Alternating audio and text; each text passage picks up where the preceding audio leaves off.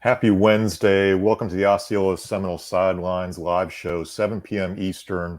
We're here on the Osceola's YouTube, Facebook, and Twitter. Spend some time with the Osceola staff. We have publisher Jerry Kutz, football analyst Patrick Burnham, senior writer Curt Weiler. I am Bob Ferrante. Just so you know, we'll structure this 2 segments, a lot of football camp talk to start, and then we will, of course, dive into FSU and the ACC realignment discussion. But it is football season. We are 11 practices in. And guys, let's just start with some quick, big picture thoughts. 11 practices in. Jerry, you've seen every single one of them. What's your biggest takeaway? I think you got a football team. I think the guys enjoy each other. They're talented. They're deep. I think you got a football team. That's a good start. Pat, what do you got?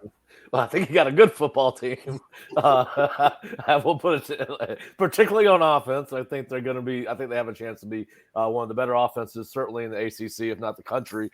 Obviously, they got one of the best quarterbacks in the nation, but and a lot of talent around, as we've seen with Keon Coleman and even Des Hill, who's been sitting for 2 years, and Jeremiah Byers. I can go on and on and on. But I think they've got a really good chance to be very tough for opposing offenses to cover. We had this discussion coming back from Jacksonville. How do you defend Jordan Travis with 5 in the box? How do you cover the receivers with 7 in the box? You're almost destined as a defensive coordinator to have to play 6 in the box against them the entire season. But anyway, that's not what you guys wanted to hear. But I think they got a chance to be very good offensively. Listen, we all know there's some question marks depth-wise on defense. We feel pretty good about their frontline players. You've got to have some quality depth at linebacker and quality depth at safety. The issue is those guys are true freshmen, redshirt freshmen by the most part on that side of the ball. So there's going to be some trial by fire. Do they show great ability? Yes, they show potential, but there's going to be some lessons that are learned hard this football season because those guys are young. But we obviously like the front 4 and like the first unit at linebacker. But there's some question marks there for sure. All right, Curt, you've made that Jacksonville trip too with the guys. You've seen all these practices. Your big takeaway. Yeah, it's tough to read too much into, obviously, with the schedule being front-loaded like it is, especially a big one, game one, like you have in LSU. I mean, the problem is it's hard to ascertain too much reliable intel out of kind of LSU and Clemson's preseason. So I don't want to say kind of how it affects where Florida State's chances of winning those games, but I definitely do feel better about this team than I did coming into the preseason with, what we've seen from Keon Coleman, with what we've seen from Destin Hill, with what we've seen from Braden Fisk and quite a few other guys. There are questions, and I don't think any of us are going to say this is a perfect team that is flawless and nothing can go wrong, for sure. But, I feel better about this team. I struggle to project that onto the first couple games just because there's some variables there that are outside of what we're seeing. But I feel good. I agree. Yeah, I think the reasons why we feel good is Florida State once again nailed it in the transfer portal, bringing in some really good talent. And it's not every single one of them are going to be incredible, but a lot of those guys you've been hearing good things about through camp. It's been very consistent day in, day out. I think Mike Norvell has done a really good job of just identifying talent acquisition in addition to talent retention, getting these guys back off that 2022 roster and keeping them around for this run this year. So let's move into some of these we'll call it a roundtable of sorts. We'll go with one player who's impressed. Jerry, you can pick offense, defense, one player who's impressed you. I'd say Braden Fisk on defense and Keon Coleman on offense. I know that's 2, but save some for the rest of us, Jerry. I was going to say, come on, Jerry. You can't hog everybody. Pick one. Yeah. I mean, I know you always. I'm going to go with Braden Fisk. I think a defensive lineman can affect every play on the defense, and whereas receivers, they don't get as many opportunities to have as dramatic an effect. Having said that, though, Coleman can also. I'll leave this to you guys, but Coleman can also make an impact on special teams. So, he's a game changer in one play. But I think I'm going to stick with Braden for my pick because I love defense, and I just think he's a disruptor.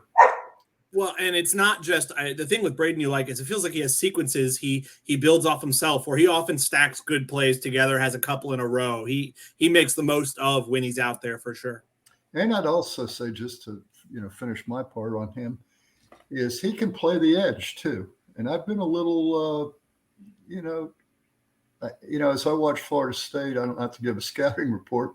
Not that anybody would listen to it anyway, but we're going to have to prove we can defend the edge, and I think Braden Fisk gives you a really a very significant force. He might be our most agile defensive lineman. I mean, I think he's got lateral movement that's excellent, and of course he can push the line of scrimmage and play in your backfield. So that's my pick. Well, listen, Braden's certainly been, I think, better than they expected. And I think he can help you on the outside. I don't think that's where you want to line him up on a regular basis. I think you line him up there in some third down pass rush situations. But I don't think he's a first down and 10 outside guy. And then, of course, we'd be talking about Darrell Jackson if Darrell was eligible, because that kid is unbelievable. And he is a future first or second round draft pick. And I think Braden's going to play in the NFL. So I like Jerry's pick. Braden has certainly been a guy that's impressed all of us. And we were impressive. It got more impressive once he got into pads, right? Yeah. No, yeah. I mean, his speed, like we saw the speed racing Norvell in the spring when he wasn't practicing, but speed is not always football speed. His speed is football speed. He moves fast in plays. He can pivot quickly, change directions quickly. He is a impressive athlete at 300 pounds. Curt, please tell me we're not judging speed by who races Mike Norvell. Well, but I'm saying that is speed. He's a 4'9" all day. And you know what? If a 300-pound guy can run a defensive tackle is run, I don't know if he's a 4'9". I think that's a bit slow. All right. But he's 40 years old. 4'9" is pretty. 4'9" pretty good for a 40-year-old receiver now. Yeah. It's not always a fair race, too. To be fair, maybe it is. I would take a 4'9". Yeah, Mike usually gets a pretty good hair start. All right, so I think the big thing with him too that makes him look faster even than he is that he just has a motor. The ball runs to the right and he's chasing it to the sidelines from the left.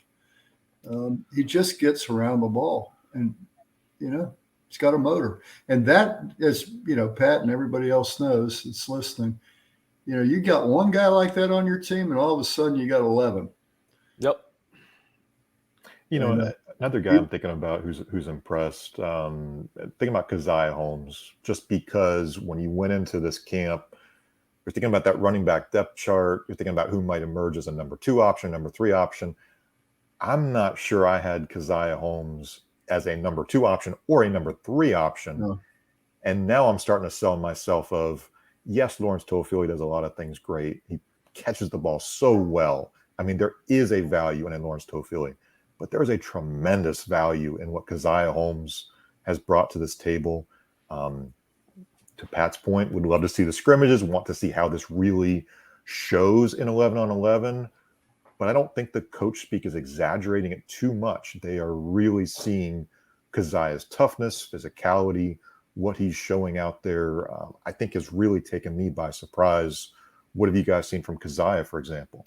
Well, I mean, we've seen it in 11-on-11 when they don't tackle. He's right before they left for Jacksonville, he had a couple of big days back to back, some nice long runs, and I think we saw him have a good camp in Jacksonville. But yeah, certainly as we've talked, I think Curt made the statement the other day. It might have been Jerry, but when you look at that running back room 1 to 5 or however you want to term it, going all the way down to C.J. Cantwell, I don't know where C.J. is on the depth chart, but anyway, it's a pretty deep room.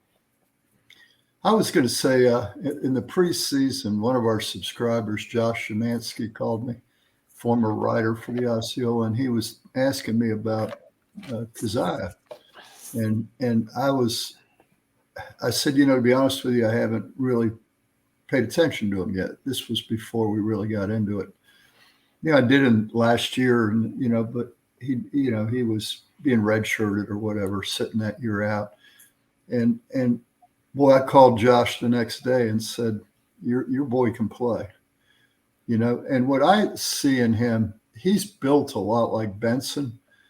And I don't want to say their running styles are alike, but I think you can run a lot of the same plays with both of them. When you look at going from Benson to Toafili, it's a lot different package. And that's not a bad thing. Diversity is a good thing, but for depth, I really like the fact that that you have two backs that I think you can call the same play, and it doesn't matter which one of them's in there. I agree. I think he can run. I think he is maybe a little shiftier in space and maybe not as strong as going to break so many tackles like Trey Benson does. But I think running styles are similar enough. I agree with you. People forget he was a top 200 recruit out of Titusville in the 2020 class. And I mean, he in Penn State, frankly, has a good track record of running backs. He kind of just got buried in a room with injuries and with a lot of recruiting going on there. But no, he's probably been, I might have written his name more than any other running back so far this preseason. Feels like part of that is a Benson rep control thing. They know what they have in Benson and don't want to overwork him. And he's made some more plays the more they've had pads on. But I think I've probably written his name the most in my practice notes. Yeah, I agree. I think he's a guy that can run the ball between the tackles, outside the tackles. He's listed at about 208 pounds. And he's 5'11". He's compact. He's explosive, and he's a guy that, as Curt said, has really called I think all of our attention this camp. And guys, let's think about any other guys who've impressed. One name that comes to mind for me is an AZ Thomas, right? AZ has gone up against Johnny Wilson in various situations, especially 11 on 11, quite a bit. It seems like whenever you see the ball being thrown toward Johnny, AZ is there and has to match up to that physicality, to that challenge. That's going to make AZ better on Saturdays, quite obviously. Year two for AZ, we thought this was going to be a real big recruiting win when they got him late, last December. But for him to have this kind of development in year two, any thoughts on what AZ could bring to the table? I remember last year being wowed. We were all wowed by AZ. He was kind of a turnover machine before the pads came on. And I remember, I think Marcus Woodson, DB's coach at the time, kind of said, well, I think AZ he's an all-star without the pads on. We need to see what happens when the pads come on. And I think he kind of went through some struggles a bit more when the pads came on. He played, he managed to carve out a bit of a role for himself. But I've been impressed with AZ. Like you said, he goes against Johnny a lot. He's going against Deuce Payne. He's the tallest, true outside cornerback they have, or at least one of them. And so they put him against those guys a lot. He doesn't win every rep because, you're not going to win every rep against guys that big, but he is normally in very good position and makes things hard for them. If it's that jump ball to Johnny where he's 6'7" and can elevate for a ball that you're not going to get to, there's not much you can do, but he's in good position. He makes things tough. He battles those guys. And I think he talked today about kind of that's making me better. And I think you're seeing that. Yeah, I agree with that. I think he's going to be better because of who he's gone against this past spring. And obviously this fall, you're not going to face a lot of receivers that are much better than Keon Coleman and Johnny Wilson, particularly, Johnny from a size standpoint, Keon from a talent standpoint. But I think they need him to have a breakout season. The secondary needs some stars back there. They were improved last year.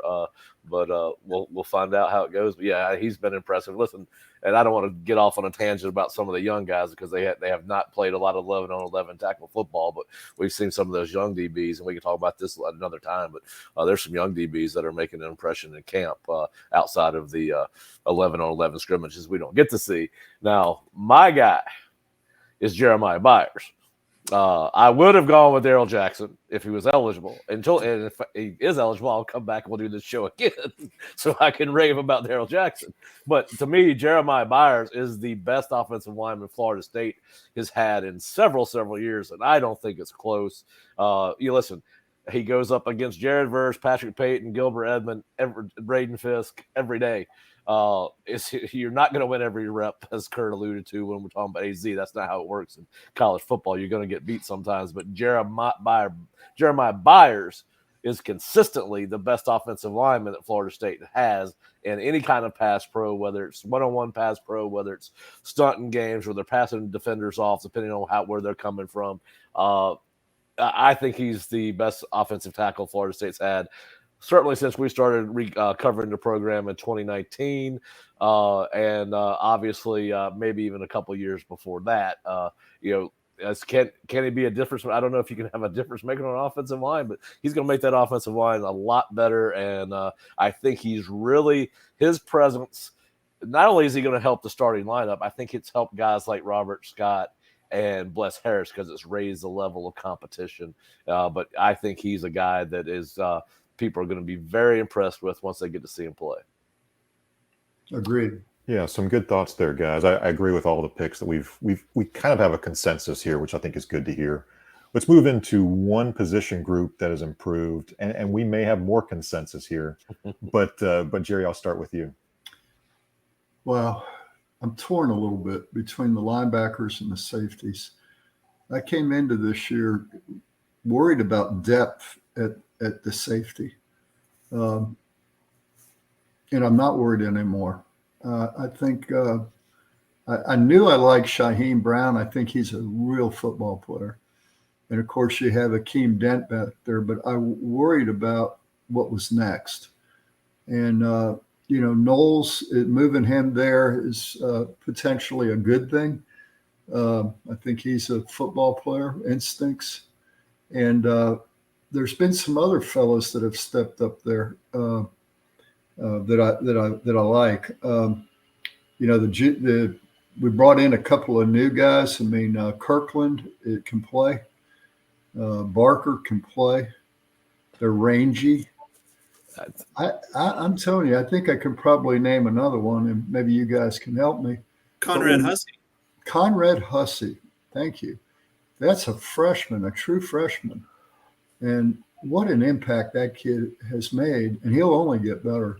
So you go from kind of feeling good about 2 to feeling really pretty good about, maybe there's 4 or 6 there. And let me just add a historical perspective on this. When we were over there at the Jacksonville, I was talking to Leon Fowler, and I wrote this earlier about the 93 team. We think about that first national championship thing, and we don't think it had any warts. But boy, when you go back and look, that 92 team, we graduated both of our starting safeties and the primary backup.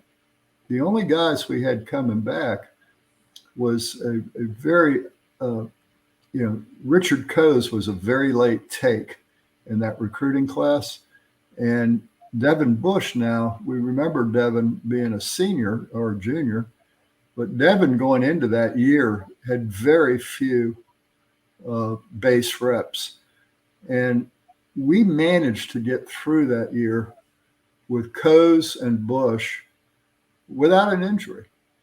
And I think it was, there was one more guy, Hammond, I think, or no, it was Sean Hamlet. Played, that year. But, we've got a lot better depth at safety, thanks to this camp and the guys that Mike brought in the offseason. And that I think we're much improved at that position. It's an area where we get to, thank Mike Norvell a great deal for getting to watch. We've got to watch 10 of the 11 full practices so far. The scrimmage is the only thing we didn't get to watch on Sunday night. But, we get to see that. We're not taking him at his word. We see it with our own 2 eyes and kind of can give you all the truth. I was going to say the defensive backs, Jerry. I think I did the math today in my observations.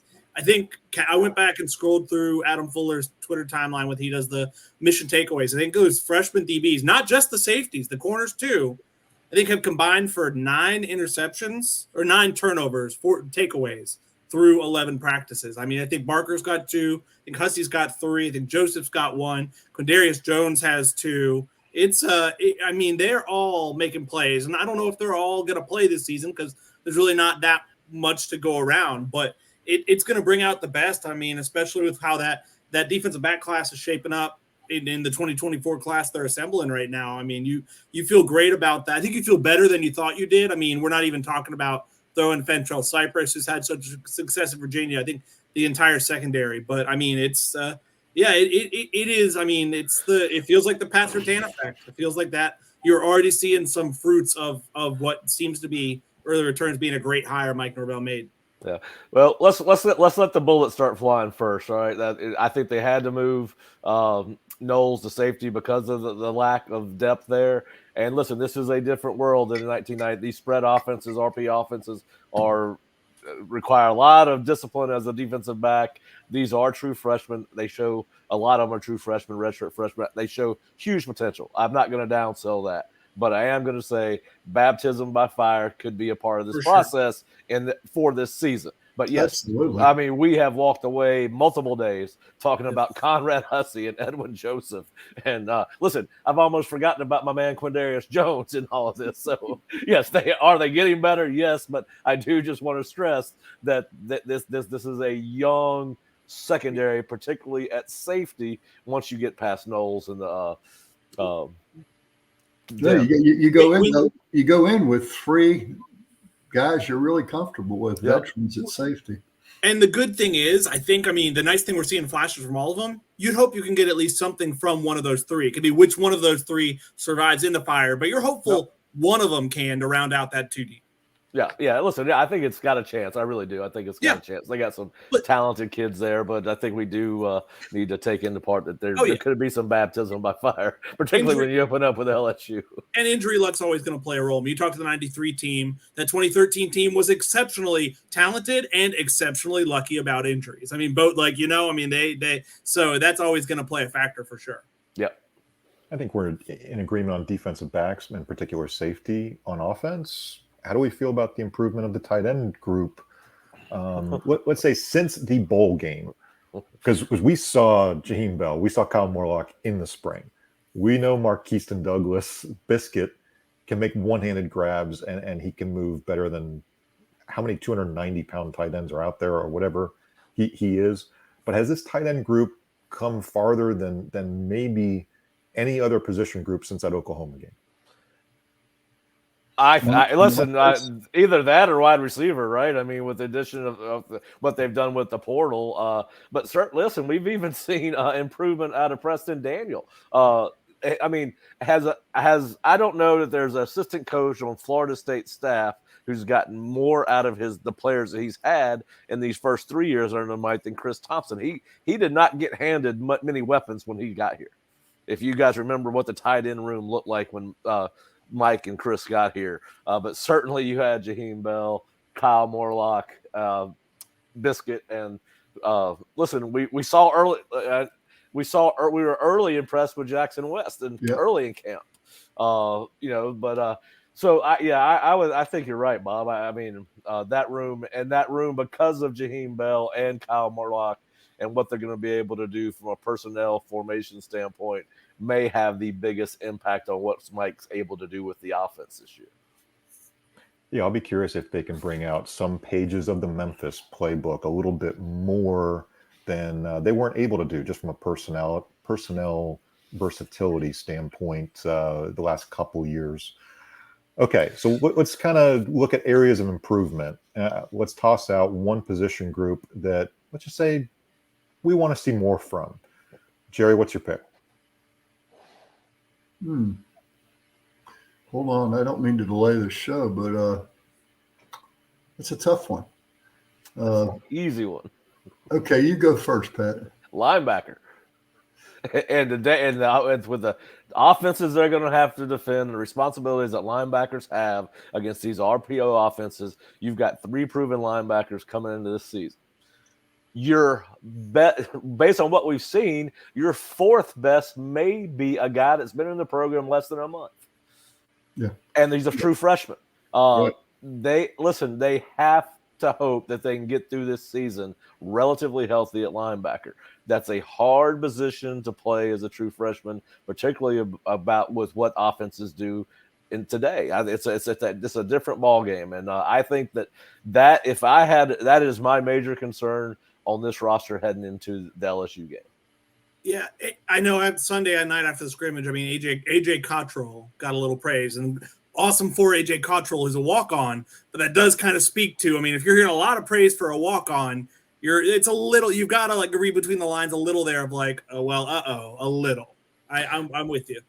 Well, listen, I agree. I agree somewhat with that statement. Now, I was told by someone after the spring that they thought he had a chance to help this team. Now, a lot of that has to do with the fact that they're not very deep. You're correct about that. But yeah, so I'm not surprised to hear his name, but it does speak to the fact that, listen, we've seen walk-ons had be very successful. But yeah, I think that does. You're right, Curt. It does speak to the lack of depth, and it does speak to the actually the youth at that position. But that if that is the that's the one I worry about the most. And that being said, I've been really impressed with DJ Lundy the last few days. He has been a guy who's been around the ball, who's been making plays. I mean, I think there's a world where I know Mike Norvell asked about him today. He thinks he's in the best shape of his life. I think he kind of put on some good weight after losing maybe some bad weight. And I think you're seeing that. And I mean, I think that does help things. But like you said, there are 3 guys I think you feel pretty good about. Yep. And beyond that, it's going to be someone who hasn't played a ton of college football, if any. Yeah. You got to, one of these guys may step up and take the challenge and be better than we thought. But again, we don't get to see the scrimmages, so we don't know how they do when they're playing real football. But certainly, I have been impressed with the kid from Northwestern, as I have any of the true freshmen, whether it's Blake Nicholson, DeMarco Ward, Dylan Brown Turner. I certainly think that the kid from Northwestern has Justin Cryer has held his own for sure. Yes. And he's a big, thick kid. They liked him out of high school. Mike talked about it, about the kid a couple of times since we've been in camp. And he's a kid they wanted and decided for whatever reason to go to Northwestern. I guess, assuming academics were a high priority for him. And who knows, you don't know the relationships he had with the guys that were recruiting him from there. But I was a little shocked that he's been, he's gotten right in there and tried to compete. And he seems to be a guy that might be that 4th guy that FSU is looking for. I got a chance to interview him today, and it's interesting. I mean, it's a great interview, as you would imagine he would be. And he was very candid about, you can watch it on our YouTube channel, but he was very candid about how difficult the adjustment is. When he went from high school in a 4-3, 4-2 defense to Northwestern, they ran that same defense. And it was a pretty easy adjustment. And then, a month later, he's here, and he's got a multiple defense. I mean, he said his head's just swimming. How much we do, but he's very complimentary of the DJ Lundy and Deloche and even the guys on the front and in the secondary, helping them get lined up. But to Pat's point, the thing I noticed about him the first week, and we can talk about this with our freshman quarterback as well, he has a presence on the field. When he walks out there, I asked him, I said, "You look comfortable. Are you as comfortable as you look?" And that's when he went, "No." There's so much coming at me, you can't even imagine. But he lines up out there, and I've seen him adjusting guys on the defensive front, kicking one of his fellow linebackers into a different gap. He just seems to be comfortable, even though he claims he's not. He's natural. It seems. Yep. I mean, he seems pretty instinctive if he is still swimming as much as he said he is. Well, listen, I'm sure he is. It's kind of like trying to drink water from a fire hydrant for a college football freshman. I mean, you get information. I talked to one of the freshmen coming out of the building one day, and he's like, "Man, my head's swimming, taking in so much information." And listen, it's a young group. We all like Blake coming out of high school. DeMarco is a physical kid. They're both true freshmen. Even AJ Cottrell's a redshirt freshman. I mean, this is a very young group, and the good news about that is they all should get better. Probably the bad news is that they're going to have to get better on Saturday. It's not pretty quickly. But listen, but yeah, Cryer. I was surprised when they first, and I'll be honest with you, first announced they'd taken a transfer linebacker from Northwestern. I just assumed it was a upperclassman, right? Because we all talked about the need for Florida State to have some more experienced depth there. So when they took him, I was like, oh, well, don't really get it. But now that I've seen him, obviously you got to put your faith in what they saw in him coming out of high school, and it's obviously at least we see the potential in the kid right off the bat. We got to talk about. I think were you going to say more on linebackers there? I was going to move on. I just want to say one thing before we jump is we talked about young safeties and young linebackers. And while they probably can't help you as much as you'd like them to in the big games, the games that you got to win, I think they can be a big help to you on all your special teams because they're runners and hitters. And they may be good enough to give you some quality reps on special teams that keep your main guys from having to, play more reps than necessary. Well, and they'll need those reps on special teams to be comfortable playing from scrimmage. And you would think non-LSU Clemson, there are a number of games in the FSU schedule where they could get plenty of second half reps, like we saw down the stretch last year with kind of the stretch of dominant, convincing wins FSU had, where Jordan Travis didn't play much after halftime. Yeah, I can see about 5 or 6 of those games. Yep. Speaking of Jordan Travis, he is not here. I don't want to make anybody panic. Jordan Travis has looked great. I mean, I was in awe watching him today. He was just surgical, cutting through the defense. He looks like he's in complete control. He's not perfect. I think the defense gets him sometimes, and that's a testament to the defense. But he's just looked so good. That being said, I think we can all agree. I mean, you didn't expect any of the 3 backups to be pushing Jordan. Jordan is the starter. He's a Heisman candidate. That being said, Jordan is very, very far in a class of his own. And, I mean, the fact that your second best quarterback right now might be Brock Glenn is not speak well of that room. I think I've voiced these concerns. I know we got busted, I think, as a beat for how critical we were of Tate Rodemaker, what we had seen through practices, and then what he did up at Louisville in the second half. Props to Tate Rodemaker for that half, to the coaching staff. Props to Pat Burnham for calling it. Yeah, I'm pointing up. That was we were sitting there. You were not panicking at Louisville like I was. Now, I thought Curt was going to lose it in the press box. let's just say that Tate Rodemaker might not be the most impressive practice player or practice quarterback. He doesn't show maybe the best version of himself. We just haven't seen that with consistency. We're seeing a little bit of Brock Glenn that is just like, man, this kid is coming on and showing it maybe faster ahead of schedule than a lot of us perhaps expected. I don't think anybody wants to put a true freshman quarterback out there in the event that something happens to Jordan.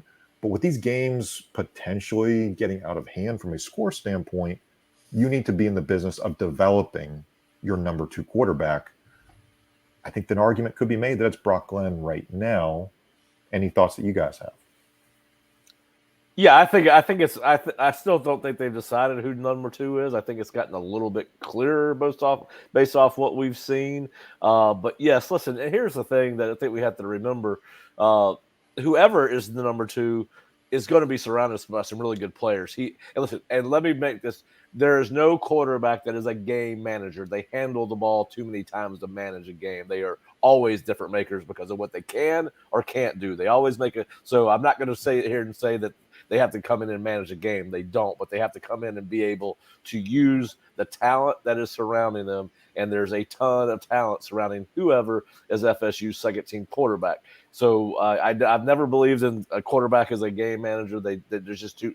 They change the game because of what they can or cannot do on the field. Period. But listen, I think that whoever is the backup quarterback needs to place their confidence in the fact that they are surrounded by the best offensive line that Florida State's had in years and some of the best skill positions players it's had in in the 5 years we've been doing this anyway.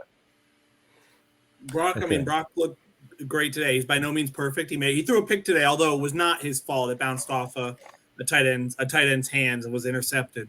But he had a beautiful throw down the seam to Jaheim Bell today. He had, I think, a long touchdown run, probably a 30, 35-yard touchdown run today behind Julian Armella, who got downfield for a nice block.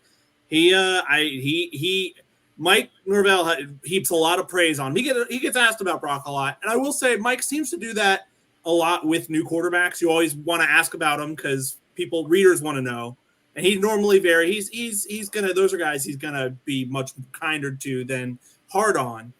But I think the thing that really jumped out, I mean, he was very high on him in the scrimmage, and then I think what he said today, he told him coming off the field, he said, like, it's very easy to coach you, because he said you do not make the same mistake twice very often. He said that's a great trait for a quarterback to have, and that's happening for a freshman quarterback, and that he has, I think, already improved and grown pretty comfortable pretty fast, speaks highly of what his future here could be.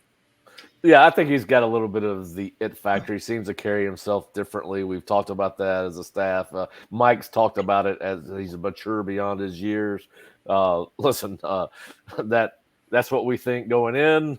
Who knows when Harold Perkins is coming off the edge? What's going to happen with the quarterback? But hopefully hopefully. Well, yeah. But I'm just making a point. But I want 13 in the whole game against LSU. So I don't want anybody else in the ball game. But yeah, I think he does seem to. I could, and maybe it's because he wears number 11. But he kind of reminds me of Casey Weldon. He's a better athlete than you think.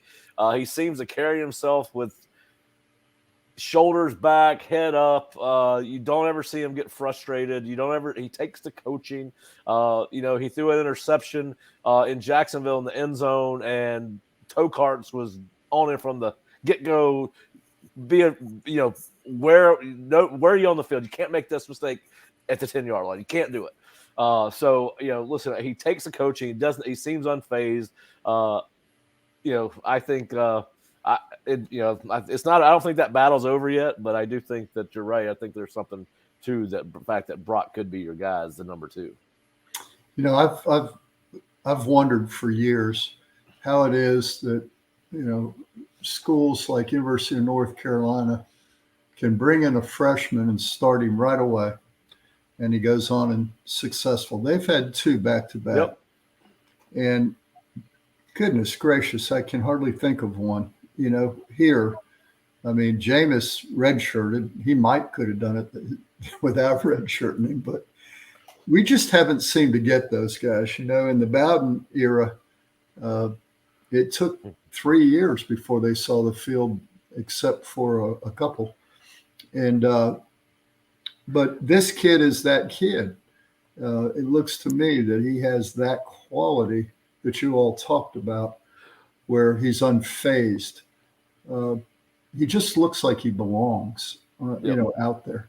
Well, and Jerry, some of that may have to do with, Florida State has a great tradition at quarterback, right? I mean, they've always been talented, so it's always been, then they kind of went through the James Blackman era where they struggled to find somebody. They bring Mackenzie Milton in because they didn't know if Jordan could do it. So there's been some question marks about, and I think it may have to do with the fact that maybe North Carolina's roster was a little depleted. They've had back-to-back true freshman quarterback start.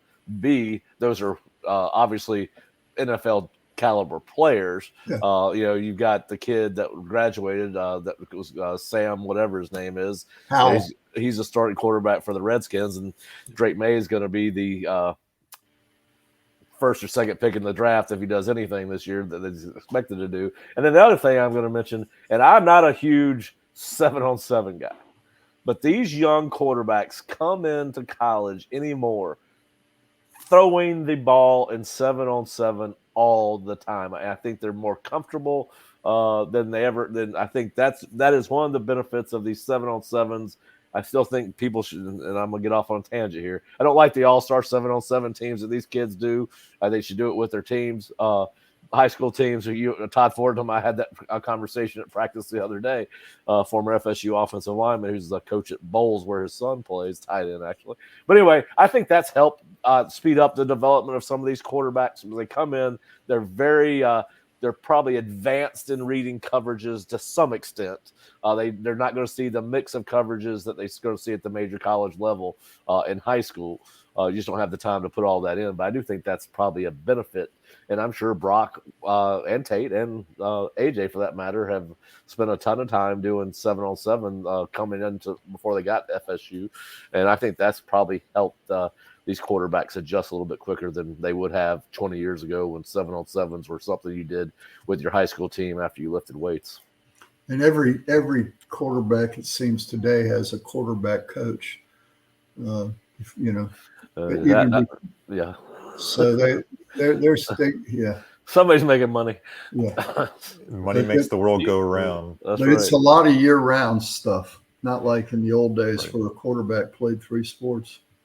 Yeah, the only thing I worry about that, and it's another conversation for another time, but once you get to college, how many voices do you want your quarterback to be hearing? Oh, I know. Yeah, I mean, Tony Tokarts, does he really want Denny Thompson over in Jacksonville talking to Luke once he's with Seminole? And I mean, that's their business. I'm just saying. I mean, but anyway, that's neither here nor there. Let's move on.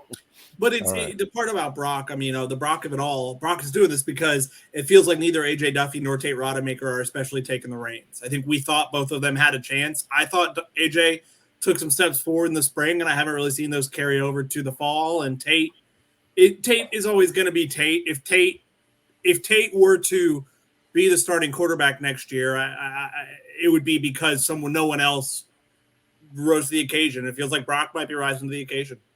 Well, listen, that's going to be a fun spring when it comes to quarterbacks next year. You're going to have 4. Right now, you're going to have 4 of them here. We'll see if you have 4. Well, yeah, there's as we've mentioned in some articles, there are some long-term implications if depending on who gets named the number 2 and how the season works out. But I think spring, as excited as I am about the 2023 season, I mean, I don't know if I'm more excited to see what happens with the quarterbacks in 2024. That will be fun to watch. That will be a storyline for next spring, and the transfer portal will giveth and potentially taketh by that spring anyway. Well, hey, we're going to let Curt Weiler jump out here as we transition into a discussion of more money issues, the business of college athletics, which Florida State is obviously knee-deep in. What is the future of Florida State from a conference standpoint? Now, we were watching these meetings, Jerry, going back to February, May at Amelia Island, in August, this Board of Trustees meeting. I thought we were moving full speed ahead toward something significant. Florida State saying that loved the ACC, needed something more. I also think Florida State needed a wingman here.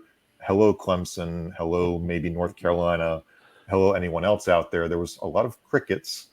But Jerry, how did we get from a Board of Trustees meeting expressing frustration, outlining the financial ramifications, to the deadlines there, and the deadline very quietly passed? I think what gave me some confidence, because let me back up and say this. The grant of rights is, I think people dismiss it too summarily. They got a loophole, they're going to get out of it, or they ignore it. And, USC and UCLA couldn't defeat it. Texas and Oklahoma couldn't defeat it, and they've got smart lawyers. And so I think the grant of rights is a real threat. Now, the thing that gave me a little bit of confidence was when Peter Collins, the chairman of the Board of Trustees, said that they have a handle on it, and that that isn't going to be an issue. Now, I don't know what the handle is, and he's not going to share that with me, certainly. But I think whatever handle they thought they had maybe didn't open the door. And I don't know what it could have been, and I'd be speculating and probably shouldn't do that. Why? Everybody else is. Every expert on college football expansion is not an expert. I read tweet after tweet after tweet from all these people that think they know. Listen, we got a damn text before we started this thing that FSU's leaving in 2025. And I don't believe it. I mean, this is I don't know anybody that knows, but listen, I agree. I mean, listen, I thought when they came out and puffed their chest and we're going to do this and we're Florida State, I was like, there's no way they're going to come out and do this grandstanding and then not back it up. And listen, maybe they do have a plan, maybe they don't. I think that it was a political move, and so far we've got no proof that it has bared any fruit. It's more sound and fury signifying nothing at this point. Well, we don't know, and that's the thing. They may have filed, we don't know. And they don't have to announce it. So I guess we should have a public records request to see. I'm sure somebody's been filing those things up there at the Big Ten and SEC offices. But at any rate, I kind of, I think when you saw that, the Magnificent Seven article that a writer in North Carolina wrote, Bob, do you know who it was that wrote that? Well, that was Brett McMurphy, and the problem with the Magnificent Seven is it's not an 8 was not there. Right. 8 is the magic number, correct? And close doesn't count in hand grenades or horseshoes, except in the hand grenades and horseshoes. So you either have 8 or you got nothing. And in the 7 named, one of them was North Carolina. And FSU walked into that door and did that press conference. And the only school that spoke out against the trustee meeting was who? Bubba from North Carolina. Cunningham, right. Yep. And so if they thought Cunningham was in their court, they had to be shocked the next day when he spoke out against it. And, my sense is that, look, the longer you're in, I've been in it a long time. And, I was in some of the administrative meetings back when, things went south on some things. And the Tobacco Road is, you're not going to, I just don't think they're ever going to, I wouldn't trust them as an ally, not because I don't trust them as people, but you always have to look at what a person's self-interest is. And I think North Carolina, look, think about it this way. If basketball is your primary driver and you're not having to really fund football, the ACC $41 million is a lot of money, particularly if you're Wake and you're budgeting but 80. I mean, Florida State's athletic budget is $160 million because of football. That's what drives it from, and those basketball schools, they're not as desperate to get to 70 million as the football schools are. And then I'll say another thing that, when you look at their self-interest, think about it. It's 12 miles between Duke and North Carolina campus, 12. And they both can drive to Raleigh in 45 minutes, probably. Wake's, you could get up in the morning, go play a game across over to Wake and sleeping in your bed that same night. There are no road games for them. Why in the world, other than when they have to travel out to the hinterland to, Syracuse and Tallahassee, but there's about, count Virginia and Virginia Tech, they are in short driving distance for their student athletes. Why in the world would they want to join a conference that would have them flying thousands of miles a year that they're not now? It just, I mean, their self-interest, they got it really good on Tobacco Road.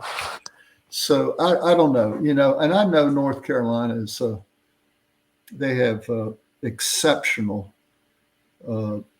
they care about comprehensive excellence. But the football part doesn't matter as much to them as it does to us. And Clemson. And outside of us and Clemson, I'm not sure who else you add in there. But I was going to say one last thing about it is North Carolina politics are legendary. And you've got Wake North Carolina and North Carolina State and Duke, all in the state of North Carolina. It would not surprise me if somebody whispered in Bubba's ear, that this isn't something you need to be doing. And Right. Because there appears to have been a change of heart. And so that to me is the big question.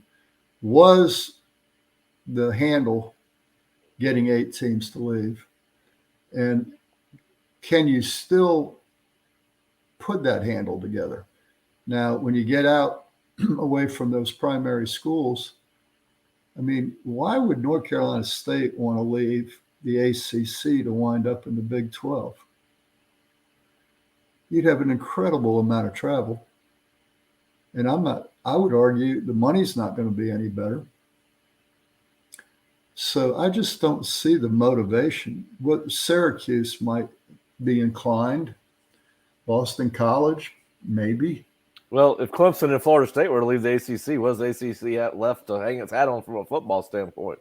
I think that's the reason the NC State may be looking for another home. And listen, there's but the point is, Pat, if you can't break the grant of rights other than by getting 8 together, Florida State and Clemson aren't going anywhere. No, you got to find those 8 teams have to find 8 homes. There's got to be 8 homes for those teams. There has to be. You got to hope that the Big Ten would go above 20 if that's what the. And I agree with you. Listen, there's a lot of smart people at Florida State, North Carolina, Duke, Yes. Wake Forest, NC State that have looked at this GRO and have not been able to figure out a way out of it, or that we would have seen an announcement yesterday, based on what we heard 2 weeks ago. So yeah, listen, I think the hard listen. And here's where this is all going, which all this compete, the Big Ten's competing against the SEC, Fox against ESPN, ABC, NBC, all this. But it's just like Chip Kelly said the other day. This is all going to a super conference, super league where it's 64, whatever. He suggested 64. I've heard as little as 28. I've heard as much as 84. But that's where it's going. And all we're doing is delaying the inevitable. We're going to, at some point, it'll be 60, let's just say 64 teams. And at some point, there's going to be revenue sharing with the players. And all we're doing is prolonging the agony trying to get there. And the quicker the Big Ten commissioner and the SEC commissioner went to Fox and ESPN and NBC and said, how much inventory do we need to supply you with all you need to fulfill these contracts? And I know it's not that simple. But I'm just saying where it's going. We're going to a super league or 2 super conferences and revenue sharing, and all we're doing is procrastinating, trying to get there because Big Ten wants to make $1 more million than the SEC. At some point, they need to join forces and do what's best for the sport of football. I think we wanted to hit on how we got to this point from that Board of Trustees meeting to a deadline that is now passed. Now, I think the other question that a lot of people are asking is a variation of this one.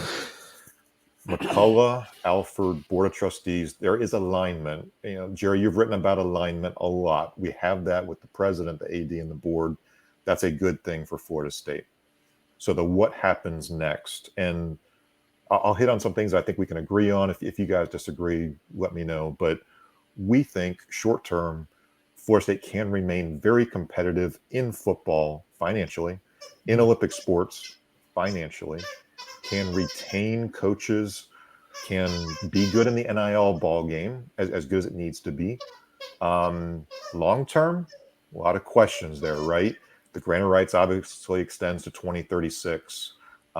This is very much a football basketball discussion from a revenue standpoint, but we have heard Dr. McCullough was very outspoken about preserving the Olympic sports that Florida State is so successful in.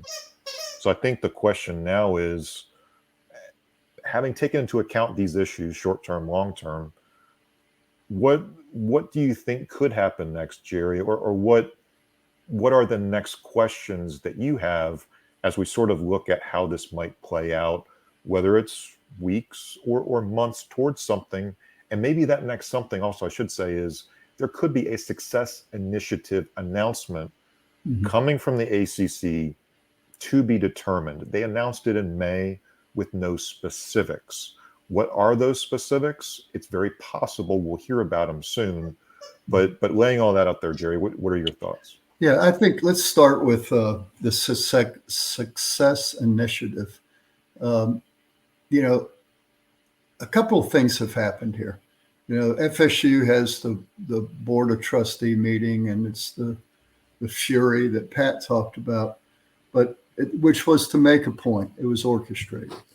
And I'm not sure that it hasn't yet. I think it's too early to say whether that thing didn't accomplish something. It may have. But at the very same time that happened, the Big 12 exploded, right?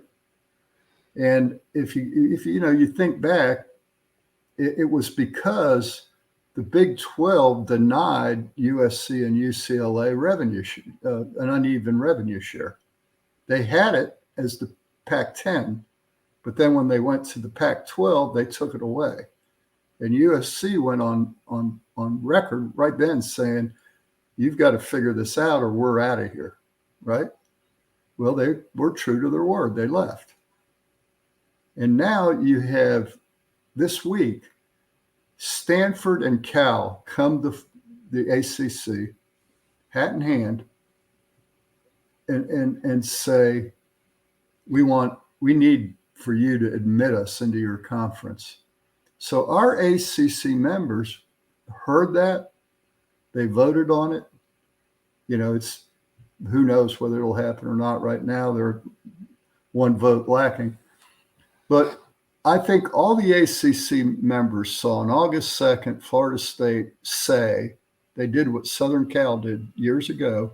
They went on a record as saying, we're leaving. We don't know what year it is, but we're going to leave. And now they're seeing the result of the Pac-12 not listening to Southern Cal. And they got Stanford in that room. And Notre Dame brought them into that room. You know what I'm saying? And so it's very possible that had an effect on the ACC teams coming back together, not because they liked what Florida State said or how Florida State said it, but because there's a reality here that if we don't come to the table and take care of these teams that are investing a lot in football, we're going to lose them, you know. And even if we don't lose them, it must be hell living with us right now. You know, I can only imagine the phone calls and the emails and the text, right? I mean, you know, I might, if I was some of those schools, I might pay to let Florida State go. You know what I mean? I mean, Florida State, what in our board of trustee meeting, what we said in that meeting, nobody in the conference wants to hear that said. When they go out on the recruiting trail and the coaches recruiting against ACC teams are saying, heck, your own conference member said it's impossible for you to compete in this league. Those aren't things you say and then go recruit. So, you know, I to a certain extent, I know I'm a Florida State guy, y'all, but I'm also objective. And to an extent, Bubba was right, some of what he said, you know? And so, you know, look, we've made our case. They've seen what happened at the Pac-12. They can come back. They've already approved a revenue share. And let's see what they come back with. I don't know how much it's going to be. But don't you worry that the unequal revenue distribution will water down the league to where it's a 2 football team conference? You got Clemson and Florida State, and you're just beating the hell out of everybody else. There's no competition. What it is, it's what it's always been. Well, at least if you got equal revenue, the other guys have a fighting chance. I mean, if you're gonna do that, just go join the SEC. Figure out a way to get in the SEC and the Big Ten and go compete with go fight with the big boys if you want to be the bully. Don't. I mean, come on. I mean, that's my problem with unequal revenue. Well, that's the problem, Pat. Is how do we get out of this league to get in that league, which is what we all want to do. Well, but That ain't going to happen. There's a certain Saudi fund they'll Anytime probably help them soon. out. I shouldn't say that. They can become the first live college football team. I think that, and that could happen. I mean, with if you went private equity, until you get out of the ACC, and I'm not saying it can't be done. I'm not saying that FSU doesn't have a plan. I hope they do. I think they do. Very confident in our leadership. Truly am. But if we're in the ACC for an extended period of time, we can't quit. We can't roll over and let the ACC and the Big 12 get away from us. If that means we have to debt finance for a period of years to remain competitive, we must do that. And that's, you asked me, Bob, what's next? To me, if you look at our football budget right now is very competitive. Once those schools start getting 30 million more in 2024, and those football budgets start to rise, Michael Alford's going to try to do exactly what he's done since he got here, and that's feed football. Right. He's increased the football budgets, the staffs, building a football operations building, investing in a stadium renovation, or building a new stadium. Alford ain't afraid to spend money. But what he's going to have to be able to do is find a way to get even more money to football. Of that 30 million, it won't all go into football. It'll go into, Title IX will dictate that, nearly half of it go into women's athletics. So, you're looking at the ACC, SEC schools are going to increase their football budgets $5, $6, $7 million, maybe $8, $10. And look at where Florida State has competed over the years. The University of Texas and Texas A&M have had bigger football budgets than Florida State since, I was born. And we've done more with less. It isn't all about money. And I think Mike said it best the other day when somebody asked him about the success of the transfers he's brought in. It's all about evaluations. And we are in a location that Mississippi would give us $10 million to trade with us. Exactly. A year. They just give us $10 million. Let us have your recruiting area. You take ours. I wouldn't trade with them. You got Florida, you got South Georgia. If you have a staff of recruiters that can evaluate, the SEC can't get all of them. And when the SEC gets one, guess what? 2 years, he's going to want to be transferring out of there, either because he's not playing or it's a meat grinder. Yeah. There There will also be kids, 5 stars. Somebody's going to say I'm an idiot. They're right, just categorically, but they'll be, if you differentiate your product right, and we've always done this at Florida State. Oh, you want to go play in the SEC? Go play at Florida. You want to go play, Notre Dame, and that was our old pitch. Notre Dame, USC. We play a national schedule, and we got kids choose that 5 stars. A guy like Derek Brooks bought that. And so you just have to differentiate your product, know who you are, and sell. And you can win with a shorter stick.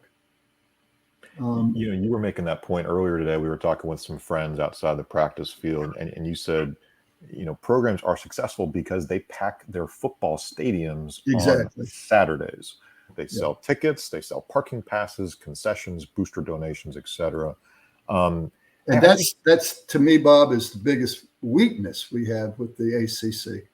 Our fans don't buy it. They're not interested in coming to see Florida State if Florida State is playing Duke. And the challenge of geography, as we've talked about, your 66% of your fan base is traveling 150 miles, 3 hours away or such. It's not as easy to get here. The opponent is not as favorable compared to maybe an opponent in another conference. Jerry, I think you mentioned something in your column that might kind of wrap this up, because we've talked a lot of football, we've talked a lot of finance, but you also mentioned, I think in your column or maybe on the message board, the question of Florida State getting to a 12-team playoff. That's it. Go ahead. And the route through the ACC, you might say, well, how desirable is that route? But you only really have Clemson in the way, and you no longer have divisions. So your path to an ACC championship game looks pretty dadgum good. How does your path look like for Florida State getting to a 12-team playoff in a Big Ten, in an SEC? You wrote a little bit about this. I think let's maybe wrap up with some of those. Yeah, we will. There. But I was going to say that was the one last thing I wanted to talk about. What has changed from a few years ago being in the ACC and today is a 12-team playoff. So I'm going to go to Pat's point in a minute here, but if you get to the playoff, you can't do a TCU, right? Agreed. I mean, you can't get in there and get blowed out, right? And Clemson has played in a very weak ACC with Florida State and Miami down. And when they got into the playoff, they won. They won a national championship. They've been there 3 times, and they have made a good accounting for themselves. And that's what will have to happen. And I know the ACC could be very weak the next few years. And Florida State and Clemson, somehow or another, they can't spend down to the ACC level in football. They have to spend up to the SEC level so that when you do get to the playoff, you can be a he-dog. Now, the good part is it ain't a meat grinder, and you're not going to get beat up nearly like the SEC teams beat themselves up, it's getting to where the Big 12 will be beating up on each other too. But not the Big 12, but the Big 10. But, you don't get battle tested in the ACC near like you do in the SEC. But the counterpoint to that is you don't get your bodies beat up as bad either. And so if Florida State is deep and is good as they used to be in the 90s, it didn't matter that the ACC was weak. We beat whoever they put in front of us, So I'm an optimist. I'm not a defeatist. And, we're in this ACC and we're in it for 24 and maybe 20, maybe we're out in 25. Let's hope. I trust our leadership. I really do. And if we're in it, then let's win it. And I think Alford's smart enough that we must invest, because if we're constantly winning the ACC, or it's us and Clemson in a battle royale year after year, when an opportunity comes to join a conference, we'll be the top 2 teams they want. And so you just got to fight and invest. And let me go back to Bob. You made the point. I got a little negative there on that, but I made the point earlier today that Clemson sells out its stadium. The person had said, how can Clemson do all this stuff? Well, they sell out their stadium. If Florida State were to sell out its stadium, it's an additional $7 million just in ticket revenue, and an additional $7 million in the booster donation requirement to get that seat. Look, that isn't ESPN's fault. That's not the ACC's fault. Whose fault is that? That's us. We've got to find a way to invest in our own product. And $14 million goes a long way. I like our chances if we had that 14 million against their 30 million, because I believe in the state of Florida and Georgia recruiting, the athletes that are being produced, and in the power of this brand. So I don't think our fans should get fatalistic. Trust the leadership, support your program, do what you can do, and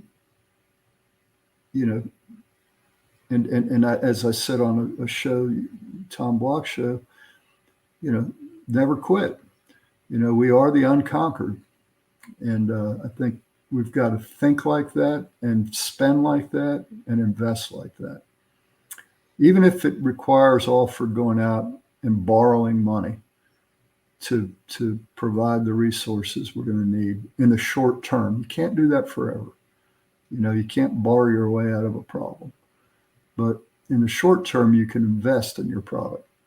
And that's where I think we're at. Those are some good comments. I think that's a healthy dose of realism, a little bit of good optimism to wrap us up. Again, if you're kind of jumping in late, we started with a lot of football discussion the first 40 minutes. We went big picture through FSU's camp, various positions, who we liked, players that we've liked, been impressed by. Again, we thank you for watching Osceola here on YouTube, Facebook, Twitter. Wednesday night, we started at 7 o'clock. You can go back and watch us on YouTube. We'll also be on Apple, Spotify, podcast. We'll upload that audio for you. Again, for Curt Weiler, Jerry Kutz, Patrick Burnham, I'm Bob Ferrante. We appreciate you subscribing to the Osceola. If you are not, you may want to look on our site very, very soon, as we will have some good promos. No details that I think we want to give out at this moment, but keep checking us out at theosceola.com or floridastate.rivals.com. Check out our social media channels. If you enjoy these podcasts, these videos that we're doing, please subscribe. Please tell a friend, share it, share what we're talking about, and we will see you again soon here again on the Osceola's Seminole Sidelines.